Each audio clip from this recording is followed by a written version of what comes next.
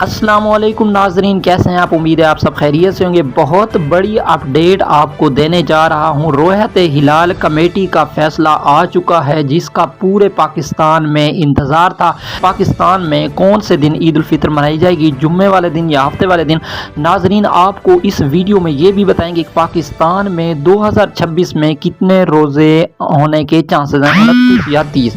تو دوستو، اگر آپ ہمارے یوٹیوب چینل پر چینل کو جلدی سے سبسکرائب کر دیں تاکہ اس طرح کی ویڈیوز آپ تک پہنچتی رہیں۔ جی ہاں دوستو، آپ بڑھتے ہیں اس ویڈیو کی طرف اور آپ کو بتاتے ہیں کہ پاکستان میں کون سے دن عید الفطر منائی جائے گی۔ جی ہاں دوستو، یہ بہت بڑی اپڈیٹ آئی ہے کہ پاکستان میں عید الفطر کے 100% چانسز جو ہیں وہ ہفتے والے دن ہیں، کیونکہ دوستو آپ کو پتہ ہے جمعے والے دن عید کا چاند نظر آنے کے بہت ہی کم چانسز ہیں، جس کی وجہ سے ہفتے والے دن یعنی کہ 21 مارچ کو پاکستان میں عید الفطر جوش و جذبے کے ساتھ منائی جائے گی۔ تو دوستو، آپ کو یہ ویڈیو کیسی لگی؟ آپ نے کمنٹ سیکشن میں اپنی رائے کا اظہار ضرور دینا ہے۔ ملتے ہیں نیکسٹ ویڈیو میں، اپنا خیال رکھیے گا، تب تک اللہ حافظ۔